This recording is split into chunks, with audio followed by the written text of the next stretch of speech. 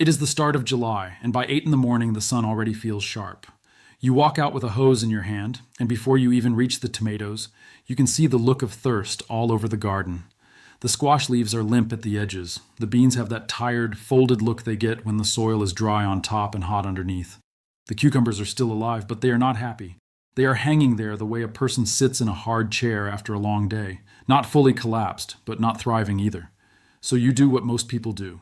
You give the whole garden a fast soaking and stand there watching the dirt turn dark.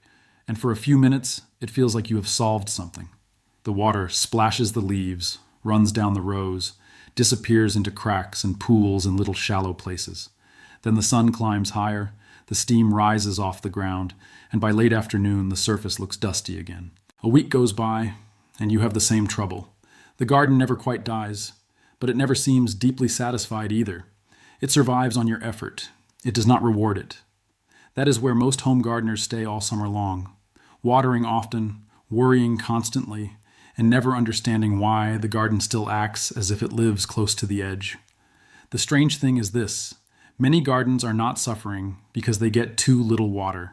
They are suffering because the water is given in the wrong way, in the wrong place, and at the wrong speed. The roots never learn to go looking. The soil never gets deeply charged. The moisture never settles where the plant can trust it. And once a garden loses trust in the ground, it starts living from the surface up. That is when you begin seeing all the little miseries that people blame on weather, seed quality, or bad luck. Leaves scorch faster. Fruit sets poorly. Plants wilt at noon even when the soil was wet yesterday. You start feeding more because growth looks weak.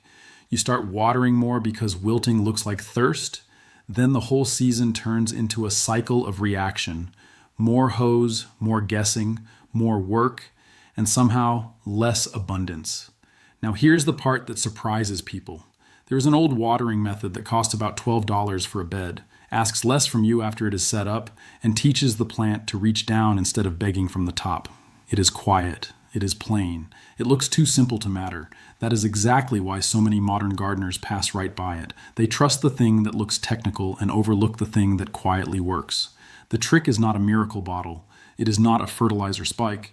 It is not an app-controlled irrigation head or a gadget with blinking lights. It is slow underground watering from an unglazed clay reservoir, paired with a mulch ring and a small watering basin. That is the whole thing. Some people call it clay pot irrigation. Some call it alla watering. Your great-grandparents or somebody's would have just called it common sense. Because when water seeps slowly through clay below the surface, the roots do not have to guess where life is coming from. They find it, gather around it, and begin growing toward depth instead of toward panic. That one change alters almost everything. It changes how often you water, how much you lose to heat, how many leaves you accidentally wet, how crusted the surface gets, and how stable your plants remain when the weather turns mean. And once you see what it does, you start realizing the old garden methods were not primitive. They were observant. They were built by people who paid for every mistake with time, sweat, and crop failure. They learned to make water do its work once and do it properly. So today I want to walk you through this full $12 water trick.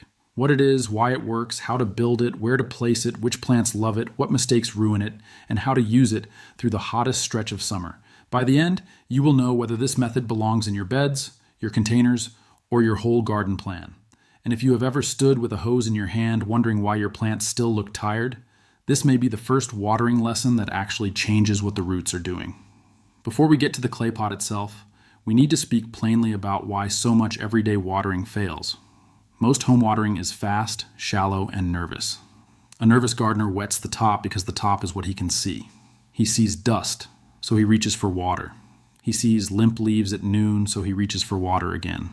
He sees a dry crust at the surface and assumes the whole root zone must be empty. But plants do not live in the top half inch of soil the way our eyes do.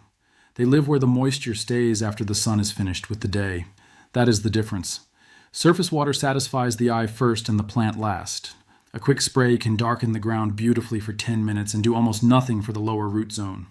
By afternoon, the top is hot again. The wetness is gone and the plant is left with a bad lesson. It learns that moisture comes in little panicked gifts near the surface, so it keeps more roots where the gifts appear. Then the next hot day arrives, the surface bakes, and the same shallow root system suffers first. People say this heat is brutal, and sometimes it is, but often the plant is suffering from the habits we trained into it.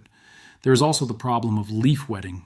When people water from above because it feels fast, they splash foliage, flowers, stems, and fruit. That can waste water, spread soil up onto lower leaves, and keep surfaces damp longer than they need to be.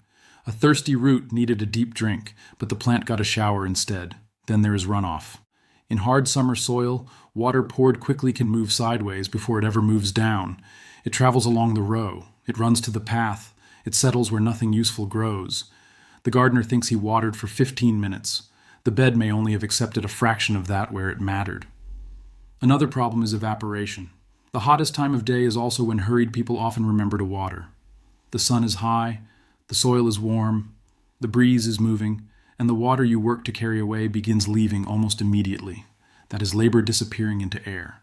Now compare that with slow seepage below the surface. No spray, no splash, no hurry, very little show. Nothing about it looks dramatic. But the roots get the message clearly. There is dependable moisture down here. Build toward this. That is what the old low-tech methods did so well. They trained the plant instead of merely rescuing it. A rescue watering habit creates dependency. A good watering system creates resilience. And in a summer garden, resilience matters more than drama. The healthiest beds often look the least exciting while they are being watered because the work is happening where nobody applauds it. So let us make this plain. The $12 trick is a buried, unglazed clay pot with a covered top, set beside the root zone, used to release water slowly into the surrounding soil. Unglazed clay sweats, that is the secret. It does not dump water all at once the way a bucket does. It leaks gently through its walls as the nearby soil dries and pulls moisture outward.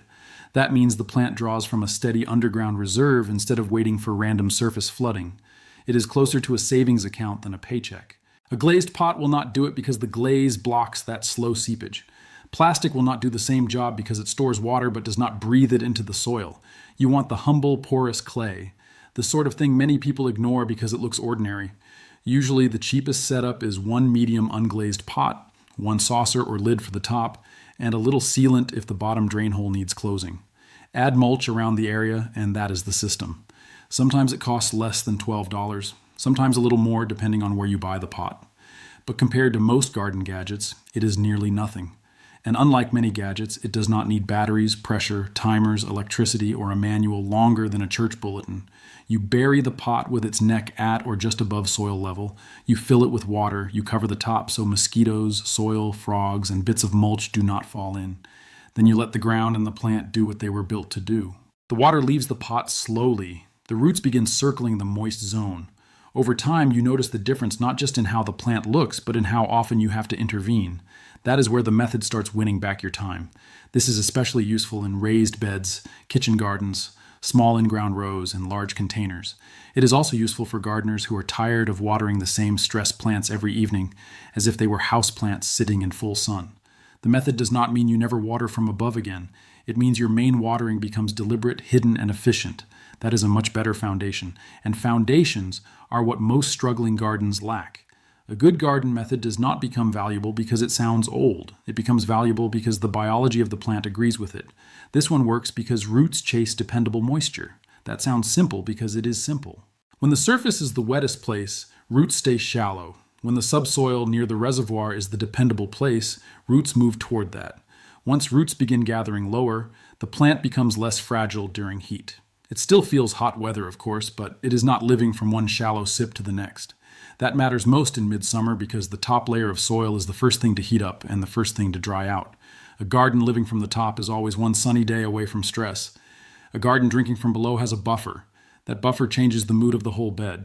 Another benefit is reduced evaporation. Water released under the mulch line and under the soil surface is not immediately offered up to the sun.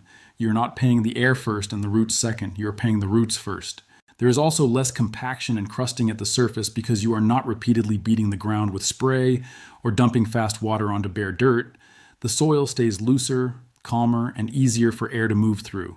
And because the foliage stays drier, many gardeners find the bed simply looks cleaner. Less mud splashing, less mess after watering, less of that washed out look around the stems. There is a rhythm benefit too. With surface watering, many people overreact to what the day looks like. With a buried reservoir, you shift from emotional watering to scheduled watering. Instead of asking, "Does this bed look scared?" every afternoon you ask, How much is left in the pot? And how has the soil held? That is a healthier question. Better gardens often begin with better questions. There is a weed benefit as well.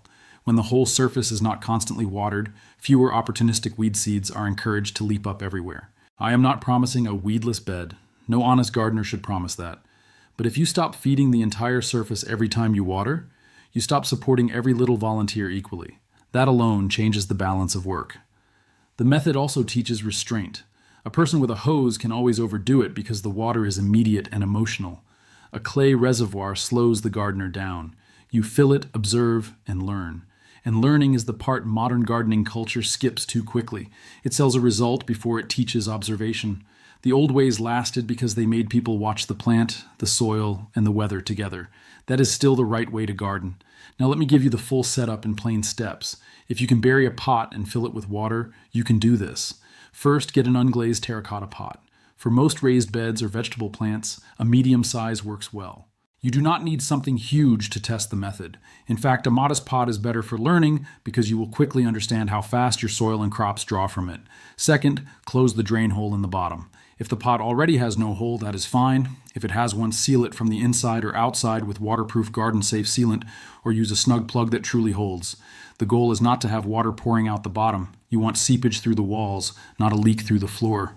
That is an important difference. Third, dig a hole where the pot will live. Set it near the root zone of the plants you want to support, not directly under the stem and not too far away. For a single tomato or pepper in a container, the pot can be quite close. In a bed, think about the area you want the moisture to anchor. Usually you bury the pot so that most of its body is underground, with the opening at soil level or just above it. Leaving the neck slightly above the soil helps keep dirt from washing in. Fourth, backfill firmly around the pot so it has good contact with the surrounding soil. Air gaps reduce the usefulness of the system. If the soil is loose and crumbly, press it gently. If it is dry as powder, moisten it lightly so the clay and soil start in partnership. Fifth, fill the pot completely with water the first time, then wait and see how the bed behaves. Some gardeners make the mistake of filling once, walking away, and expecting a miracle. The first few fillings are often when the surrounding soil is being conditioned. Dry soil must first become receptive. Once the zone around the pot has been wetted repeatedly, the system becomes much steadier. Sixth, cover the opening. A terracotta saucer turned upside down often works beautifully. A flat stone can work. A wooden lid can work if it fits reasonably well. You are covering for cleanliness, safety, and evaporation control. An open pot loses some of its virtue. Seventh, mulch around the area. Straw, shredded leaves, fine bark, or another light organic mulch can all help. The mulch is not the main trick, but it multiplies the trick. It protects the surface while the pot protects the deeper zone.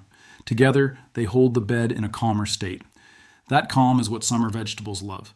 Now let us place it crop by crop. Tomatoes do well with a reservoir nearby, especially in raised beds and large containers. Peppers love steady root moisture more than people realize. Eggplant also responds well because it hates wild swings between drought and flood. Cucumbers can benefit, though they also spread, so placement matters. Zucchini and squash may need a larger moisture zone depending on how big the plants get. Herbs are mixed. Basil often appreciates consistent moisture. Rosemary and other Mediterranean herbs may prefer a leaner, drier approach, so do not force every plant into the same system without judgment. Good gardening is never one size fits all. For containers, this method can be wonderful because containers dry fast. A buried clay pot in a large container can turn a high-maintenance planting into something much more stable. For raised beds, one pot can support a small cluster of plants. In larger beds, you may use more than one reservoir, depending on spacing and crop demand.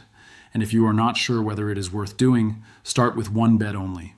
Never convert the whole garden to a new method before one bed has taught you something real. That is how sensible gardeners learn. One honest test is worth 10 enthusiastic guesses. The next mistake people make is assuming the clay pot replaces all thought. It does not. You still need to water with intention. The system is simple, but it is not magic. When you fill the pot, fill it fully. A half-hearted topping off teaches you very little. At first, check it daily for several days just to learn the pace. Not because it must be checked daily forever, but because you need to know your conditions. Hot wind, sandy soil, full sun, and fruiting plants will drink faster than cool weather, richer soil, partial shade, and young transplants. The pot gives you a visible gauge for an invisible root zone. That is valuable. Use it. If the pot empties too quickly, it may mean the bed is extremely dry, the crop demand is high, or your pot is too small for the job. That is not failure, it is information. Gardening improves the moment we stop treating information like disappointment. If the pot stays full too long and the surrounding soil feels wet for days, you may have heavy soil, too much shade, or too large a reservoir for the crop. Again, that is not failure. It means adjust, move, resize, or change your refill rhythm. The best use of the method is not mindless filling. It is pattern reading. Some gardeners fill in the morning. That is often wise because the bed begins the day supplied. Some fill in the evening, especially during a severe hot spell, to let slow seepage continue through the cooler hours. Either can work if the soil is being observed honestly. What matters most is consistency. Let the bed teach you its rhythm. And do not combine this with panicked hose watering every afternoon unless the plant truly needs emergency help. If you keep rescuing the surface, you interrupt the lesson the roots are trying to learn. Trust the system long enough to judge it fairly. Too many useful methods are abandoned before the roots have even adjusted. Now let me save you some trouble by giving you the mistakes that most often spoil this method. Mistake 1, using a glazed or painted pot. If the pot cannot breathe moisture through its walls, you do not have clay pot irrigation, you have a buried bucket. A buried bucket can store water, yes, but it will not release it through the surrounding wall in the same way. The porosity is the point. Mistake 2, leaving the top open. An open pot gathers dirt, insects, weed seeds, bits of mulch, and sometimes mosquito larvae if conditions allow. It also loses water upward that should have gone sideways into the soil. Cover it. Mistake 3, placing the pot too far from the crop. If the reservoir sits in the bed like a decorative object with no plant near enough to benefit, you will not see the result you hoped for. The root zone must be able to meet the moisture plume. Distance matters. Mistake 4, burying it badly. If you leave large air gaps around the walls, the moisture relationship between clay and soil is interrupted. The pot should sit in intimate contact with the earth, not rattle inside a loose cavity. Gardening is full of systems that fail because of small, careless gaps. Mistake 5, thinking the pot replaces mulch. It does not. The pot handles deep, slow delivery. Mulch handles surface protection. When you use both, the top stays cooler and the moisture below lasts longer.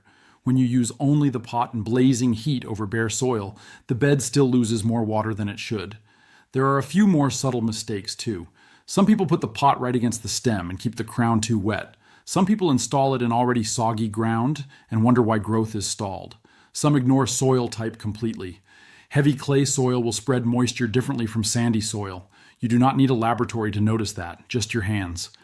Dig lightly around the zone now and then. Feel what is happening. If the earth near the pot is beautifully cool and soft a few inches down while the bed is stable on top, you are close to right. If it is swampy or sour, back off. The good thing about this method is that its mistakes are usually gentle and fixable. You are not likely to ruin a whole season with one wrong fill. That is another reason it is worth learning. Forgiving methods are precious. If a gardener asks me whether this trick belongs everywhere, my answer is no. No honest method belongs everywhere. But there are places where it shines so clearly that once you use it there, you start wondering why you waited. Containers are at the top of that list. Container plants live under a kind of permanent disadvantage. They have limited soil, hotter root zones, and faster moisture swings. That makes them ideal candidates for slow underground watering. A container that dries by noon can become much more forgiving with a small clay reservoir built into its middle. Raised beds are another strong place for this method. Raised beds are convenient, but they also dry faster than in-ground plots. People build them for control and then discover they signed up for more watering than they expected. A buried reservoir helps return some sanity to that arrangement. Tomatoes, peppers, and eggplants respond especially well to steadier moisture. These are the crops that often look toughest while secretly hating inconsistency. Leafy greens can also benefit, especially in warm weather, though they usually need less total water depth than fruiting crops. The key is matching the reservoir size and refill rhythm to the crop, not forcing every plant into one pattern. Transplants benefit too. When a young plant is settling in, wild swings between drenched and dry can slow establishment. A nearby deep moisture source encourages it to anchor itself. That is a better beginning than a series of shallow rescues. This trick also helps gardeners who cannot be in the yard 3 times a day. If work, age, heat, travel, or simply human fatigue make constant watering unrealistic, then systems that stretch your effort become part of good gardening, not laziness. There is no virtue in standing outside exhausted every evening just because the method you were taught wastes half your labor. A smart garden should help the gardener endure the season too. Now here is where the $12 trick gets even better. Do not stop at the buried clay pot. Make a shallow watering basin around the planting zone as well. Not a deep crater, just a gentle ring that keeps occasional top waterings from running away. This is one of those old methods people used without fanfare because it was obvious. If you want water to sink where the roots are, give it a place to sit instead of a path to escape. So around a tomato, pepper, or squash, shape the soil into a low circular berm. Inside that ring, mulch lightly. Then place the buried pot within the root area. Now you have 2 layers of control. The pot provides the slow underground reserve. The basin catches any supplemental watering you give during transplanting, feeding, or severe heat. That combination is excellent because real gardens do not live by one method alone. The best old garden systems were stacked. Shade from leaves, mulch on top, moisture below, little runoff, little panic. That is how a garden begins to feel settled. And settled gardens are productive gardens. Plants do not do their best work while being jerked between stress and rescue. Let me give you a practical midsummer routine so this does not stay theoretical. On a hot week, begin early. Check the bed in the morning, not just at noon when everything looks dramatic. Touch the soil under the mulch. Look at the level in the pot. If the reservoir is low, fill it fully. If the basin area looks dry and you know the crop is in heavy production, give a modest top watering into the basin, low and slow, not sprayed all over the leaves. Then walk away. That is an underrated skill in gardening. At midday, some plants may still look temporarily soft in high heat. Not every noon wilt is an emergency. Watch how they recover in evening shade. If the bed has deep moisture and the plants revive, you do not need to answer every noon complaint with a hose. That one lesson can save people enormous amounts of unnecessary watering. Many gardeners are not managing crops, they are reacting to appearances. In the evening, check only if the weather is extreme. During a heat wave, a refill may be needed more often. During milder weather, the pot may hold surprisingly well. Let the garden show you that difference. Once fruiting is underway, consistency matters more than heroics. Wild drought and flood cycles are what make many crops miserable. A stable rhythm, even if not perfect, is often better than alternating neglect and overcorrection. Plants can work with stable. They struggle with chaos. If you install this properly and use it with patience, the first thing you may notice is not giant growth. It may simply be less daily drama. The bed stops looking desperate every afternoon. The leaves hold themselves better. The surface stays calmer under mulch. You stop forming that white crust of baked dust that appears after repeated shallow watering. Then you may notice that the soil a few inches down feels cooler than usual. That is not nothing. Cooler, steadier soil is a gift in summer. Many plants act healthier simply because the roots are not living in a temperature roller coaster. Later, you may notice stronger flowering, steadier fruiting, or less cracking in crops, sensitive to moisture swings. I say may because gardens differ, and honest gardening never promises identical outcomes from one yard to the next. But steadier moisture usually produces steadier behavior. That is the broad principle. You may also notice something in yourself. You stop hovering as much. The pot changes the gardener too. It makes you more deliberate and less frantic. That is one of the hidden blessings of old methods. They do not merely serve the crop, they discipline the person using them.